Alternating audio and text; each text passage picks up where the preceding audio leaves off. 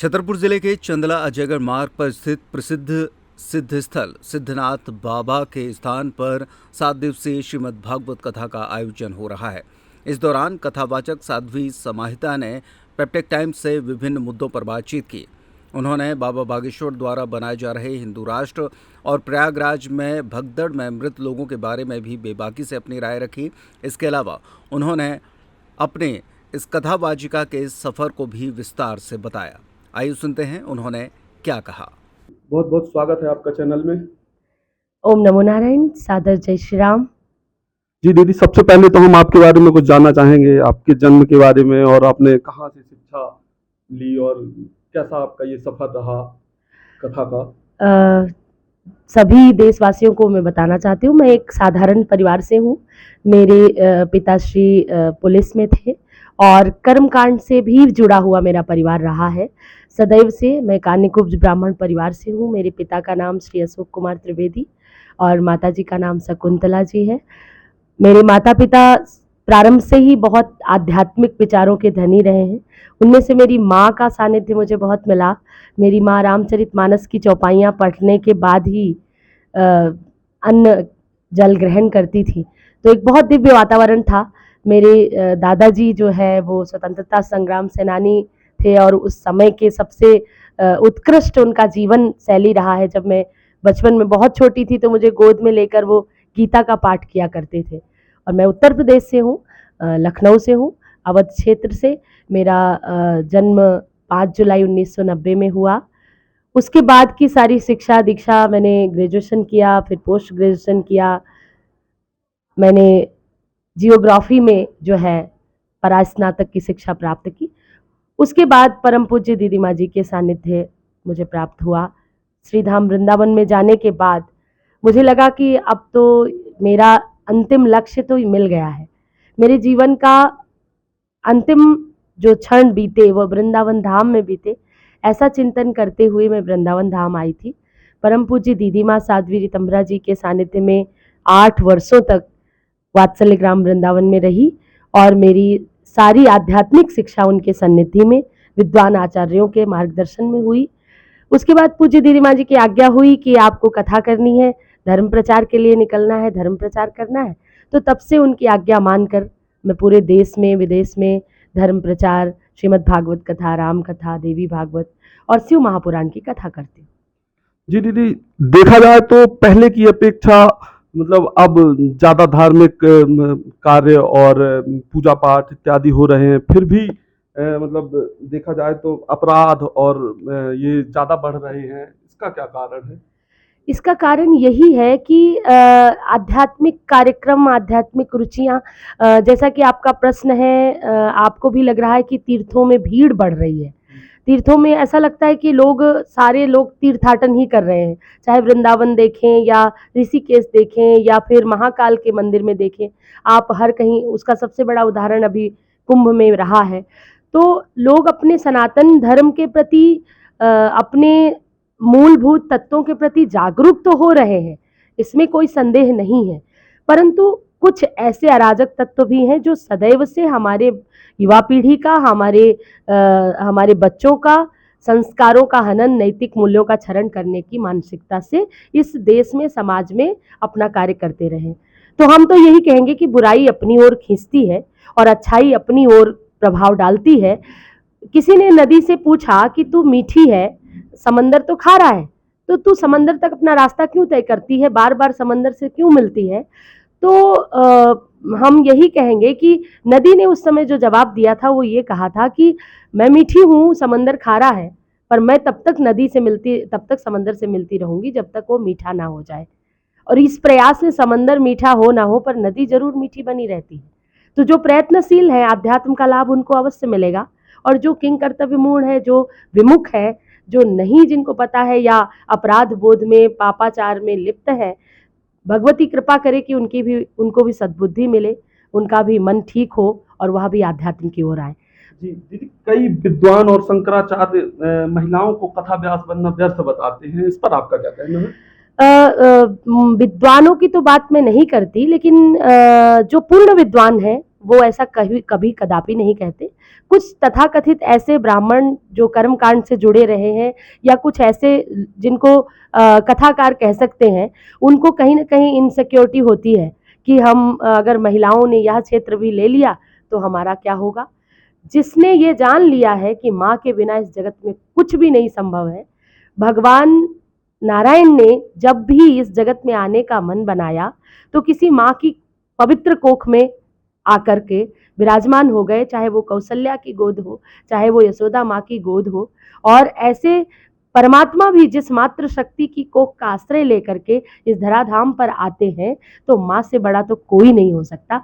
प्रभु स्वयं कहते हैं कि माँ के चरणों में चारों धाम होते हैं, और जिन चारों धाम में हम मुक्ति पाने जाते हैं, जब वो माता पिता के चरणों में है तो माँ को क्या अधिकार नहीं है। अब बात आई कन्या की, तो जो हमारे भारत देश में तो जन्म लेते ही कन्या को माँ कहकर पुकारते हैं, उसकी पूजा करते हैं, उसको चुन्नी चढ़ाते हैं कि ये माँ है, भगवती है, पराम्बा है, जगत जननी है। तो जगत जननी को, भगवती को, पराम्बा को क्या अधिकार है और क्या नहीं है, ये कोई निर्णय कर नहीं सकते। ये आपके मन का भ्रम हो सकता है या अज्ञानता कहूँगी मैं तो, क्योंकि जो जगत जननी कर सकती, जो माँ कर सकती, वो कोई नहीं कर सकता है।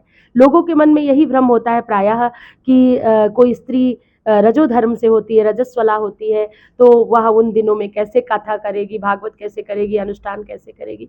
यह बिल्कुल सत्य है। यदि कोई स्त्री अपनी मर्यादा और अपने धर्म को समझते हुए इस क्षेत्र में आगे बढ़ती है, अध्यात्म की यात्रा करती है, अपनी मर्यादा और अपनी पूजा पद्धति और अपने वैदिक ग्रंथों का पालन करते हुए, वैदिक जीवन का पालन करते हुए, आचरण की शुद्धि के साथ यदि वह व्यासपीठ पर भी विराजमान होती है तो कोई बुराई नहीं है। हमारे भारत में लोपा मुद्रा, मंदालसा, गार्गी, मैत्री जैसी विदुषी हमेशा से रही हैं, सदैव से रही हैं। ऋषि परंपरा और ऋषि पत्नियां हमेशा रही हैं। यदि सांदीपनी गुरु भगवान श्री कृष्ण को विद्या प्रदान करते हैं तो गुरु माता उनको स्नेह प्रदान करती हैं, और जो स्नेह बस अपने गोद में भी ब्रह्म को बैठा लेती है, वो माँ ब्रह्म की अगर चर्चा करे तो क्या ही बुराई है। देखिए, मैंने आवाहन किया था, मैंने आप जो जिस शब्द को आप कह रहे हैं कि वचन या वादा, ऐसा कुछ नहीं था। मैंने जब कथा की गहोई परिवार के द्वारा, तो मैं उस दौरान मुझे बांके बिहारी मंदिर ले गए, जो कुंज में बहुत ही सुंदर दिव्य मंदिर में विराजे हुए हैं। कुछ मंदिर को व्यवस्थाओं को लेकर मुझे लगा कि और सुंदरीकरण हो सकता है, और अच्छा हो सकता है, तो मैंने मंदिर समिति को, बांके बिहारी मंदिर समिति का आह्वान किया था कि आप लोग सब मिलकर के मंदिर के निमित्त कथा कराएं, और उस कथा से, समाज से मैं आह्वान करूंगी, जो भी धन की प्राप्ति होगी वो मैं मंदिर में लगाऊंगी। परंतु ऐसा कुछ समिति ने किया नहीं, या चंदला वासियों ने इसमें कोई सहयोग नहीं किया होगा, क्योंकि अगर ऐसा करते तो निश्चित रूप से अब तक वो कार्य संभव हो जाता। मैं भी पिछले 4 वर्षों के बाद कथा करने के लिए आई हूँ। बीच में गहोई परिवार के द्वारा एक कथा थी, और उसके पहले सबसे पहली कथा हरप्रसाद पटेल जी ने कराई थी यहाँ पर। तो मैंने यही बोला था, या समझने में आप लोगों को दिक्कत हुई, न्यूज़ चैनल के माध्यम से यही बताना चाहती हूँ पुनः कि जो मंदिर की समिति बनी है, बांके बिहारी मंदिर बहुत दिव्य और प्राचीन धरोहर है। चंदला वासियों को, आसपास के क्षेत्रवासियों को, जो भी मंदिर से जुड़े हुए हैं, भावदशा से, भाव से, भगवान से, भगवान जैसे अपने घर का आप सौंदर्यीकरण कराते हैं, आप अपने घर का नवीनीकरण कराते हैं, पुरानी दीवारें हो जाती तो रंग रोगन कराते हैं, इसी प्रकार से आप भगवान के मंदिरों का, भगवान के आश्रय का, जहाँ पर वह विराजे हैं, उसको भी अगर थोड़ा थोड़ा थोड़ा धन लगा करके आप सुंदरता प्रदान करेंगे तो इससे आपके क्षेत्रवासियों का कल्याण होगा, आपके क्षेत्र का नाम होगा, और आपके हृदय में जो परम शांति और प्रेम जागेगा उसकी तो तुलना ही नहीं की जा सकती। मैं अभी भी कहती हूँ, यदि बांके बिहारी मंदिर के निमित्त उसके निर्माण कार्य, पुनरुद्धार, नवनिर्माण, उसके जीर्णोद्धार के निमित्त कोई भी यहाँ कथा का आह्वान करता है, कथा करवाता है, तो हमारी जो टीम का खर्च है उसके अतिरिक्त मैं 1 रुपया स्वीकार नहीं करूंगी दक्षिणा स्वरूप। जो भी पैसे आएंगे वो सब मंदिर में लगा दूंगी। वह पुनः आज भी मैं कह रही हूँ। दीदी, बाबा बागेश्वर धाम हिंदू राष्ट्र बनाना चाहते हैं, इसी कड़ी में उन्होंने एक हिंदू ग्राम बनाने की नींव भी रखी है, इस पर आप क्या कहेंगे? निश्चित रूप से अगर मुझसे कहा जाए तो यह पहल सिर्फ बाबा बागेश्वर धाम अर्थात धीरेन्द्र कृष्ण शास्त्री जी की नहीं है। हनुमंत लाल की उन पर बहुत कृपा है और उसने बाल्यकाल में बहुत साधना की है। आयु में हमसे छोटे हैं, इसलिए मैं जानती हूँ उनको अच्छी तरह से। और साधना के बल पे कुछ भी पाया जा सकता है, साधना से सिद्धि तक की यात्रा की जाती है, यह निश्चित है। हनुमान चालीसा में ही लिखा है, जो यह पढ़े हनुमान चालीसा होए सिद्ध साखी गौरी सा, अर्थात भगवान शंकर भी इसके साक्षी हैं। तो यह हिंदू राष्ट्र बनाने की या मांग की सिर्फ एक व्यक्ति या एक साधु का यह संकल्प नहीं होना चाहिए। मुझे लगता है भारत का संपूर्ण प्रबुद्ध वर्ग, संपूर्ण समाज यह प्रयत्न करे कि हमारा कम से कम भारत तो हिंदू राष्ट्र रहे, क्योंकि हिंदुओं के लिए और कोई राष्ट्र नहीं है। एक ही राष्ट्र है जो कि हिंदुओं का है और वो है भारत राष्ट्र। और हिंदुओं का नहीं, यह तो सर्वधर्म संभाव का देश है, यहाँ सारे धर्म के लोग रहते हैं, परंतु ये हिंदुस्तान है, इसलिए हिंदुस्तान में जो भी जन्मा है, हिंदी हिंदू हिंदुस्तान, ये हमारा संकल्प है। और हम चाहते हैं कि बहुत जल्द ये निश्चय हो, जो अराजक तत्व हैं, जो छिपे हुए गद्दार हैं भारत में, वह भारत से बोरिया बिस्तर बांध कर चले जाएं, क्योंकि हमारे बीच रहकर हमारे ही घर का, हमारे ही देश का अन्न खाकर हमारे ही देश को और देशवासियों को जो नुकसान पहुंचाने की चेष्टा करेगा, उसको बर्दाश्त नहीं किया जाएगा। तो हमारी भी यही मांग है कि हमारा देश हिंदू राष्ट्र, सनातन राष्ट्र और विश्व गुरु शीघ्रातिशीघ्र बने, क्योंकि इसकी महती आवश्यकता है। आप सभी देख रहे हैं देश में क्या हलचल हो रही है, लोग जाति पूछ करके और शूट आउट कर दे रहे हैं, किस प्रकार से हमारे हिंदुओं पर अत्याचार हो रहा है। और यह संवेदनशील समय है। अंगड़ाई लेता हुआ भारत यह कदापि स्वीकार नहीं करेगा कि हमारे हिंदू भाइयों के प्रति इस प्रकार का नृशंस जो है घटनाएं हो। इसलिए हम सबको एकजुट होकर हिंदू राष्ट्र बनाने की कल्पना को साकार करना चाहिए। जी, देखा जाए तो हाल ही में प्रयागराज में महाकुंभ के दौरान जो घटना हुई थी, उसमें जो लोग मरे थे उनको बाबा बागेश्वर ने कहा है कि वो मरे नहीं तरे हैं। इस पर आप क्या कहेंगे? अब देखिए, मैं बाबा बागेश्वर के वो अपने विचार हो सकते हैं, मैं उनके विषय में क्या ही कहूँ, उन्होंने जो भी कहा होगा, मैं वो कोई उनकी पहल में या उनके पक्ष में बोलने के लिए नहीं आई हूँ। मेरी अपनी स्वतंत्र विचारधारा है, मेरी अपनी मानसिकता है। मुझे लगता है जहाँ करोड़ों की संख्या में एक साथ लोग आ जाएं और उसमें कुछ लोग, चाहे वो भगदड़ का हिस्सा बने या फिर कोई उनके साथ ऐसी घटना हो जाती है, तो उसमें कोई एक व्यक्ति दोषी नहीं है। हम अगर कहीं भी किसी बस में भी चढ़ते हैं तो कई बार जो बस भरी होती है, कंडक्टर हमें कहता है नहीं आप मत चढ़ना, गिर जाओगे, नहीं आप इस पे मत चढ़ना, आप अब जगह नहीं है। वो उसके कहने के बावजूद भी अगर किसी को अर्जेंट पहुंचना है, आपने देखा होगा बस में लटक के भी यात्रा करते हैं, तो कई बार पहुंच भी जाता है और कई बार घटनाएं भी हो जाती हैं। तो वहां तो सब उद्धार के लिए ही गए थे, मुक्ति पाने के लिए ही गए थे। हमारा उद्धार हो, हमारा कल्याण हो, हम निष्पाप हो जाएं, हम एक डुबकी लगा लें कुंभ में, तो हो सकता है हमारे जन्मों जन्मों के पाप समाप्त हो जाएं। इसी मानसिकता, इसी भावदशा से लोग गए थे।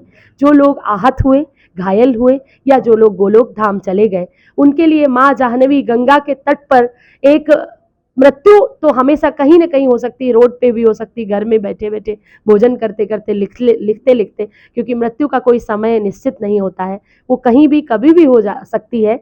तो यदि गंगा माँ के तट पर हुआ ऐसी घटना और उसमें कुछ लोग आहत हुए, कुछ लोग मारे गए, कुछ लोगों की जान गई, तो उनके लिए करोड़ों की संख्या में प्रार्थनाएं हुई, करोड़ों साधु संतों ने उनके लिए शांति पाठ किए कि उनको आत्मिक शांति मिले और उनको भगवान का धाम प्राप्त हो। तो मैं तो यही कहूंगी कि गंगा के तट पर मरना भी सार्थक, उसके तट पर जीना भी सार्थक। तो भगवान निश्चित रूप से उनको मुक्ति ही मिली होगी, ऐसा मैं